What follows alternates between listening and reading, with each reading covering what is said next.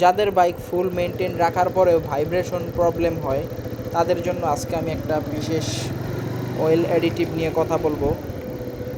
আগেই বলে রাখি, আমার এই ছোট্ট চ্যানেল, যেটার মধ্যে মাত্র 3টি সাবস্ক্রাইবার, যখন আমি ভিডিওটি বানাচ্ছি, তো এখানে স্পন্সরের কোনো প্রশ্নই আসে না। আমি মূলত ইউজ করে ভালো ফিডব্যাক পেয়েছি, তাই আপনাদের শেয়ার করা।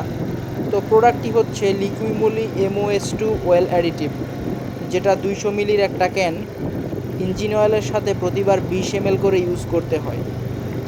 এর 200 মিলি একটি ক্যানের দাম 700 টাকা মতো, এবং 10টি ইঞ্জিন অয়েলের সাথে ইউজ করতে পারবেন। তবে এর যা স্মুথনেস, আসলে ইউজ না করলে আপনারা বুঝতে পারবেন না। আমি একবার দেওয়ার পরে এখন এইটা ছাড়া ইঞ্জিন অয়েল দিলে কেমন যেন পানসা পানসা লাগে, চালায় মজা লাগে না। তো যাদের বাইকে ভাইব্রেশনের জন্য মানে সার্ভিসিং থাকলেও জন্মগত ভাইব্রেশন সমস্যা আছে, তারা এই জিনিসটা ইউজ করতে পারেন। আশা করি অনেকটাই সলভ হয়ে যাবে। তো আজকে এই পর্যন্তই। This is mister lower PM, see you again.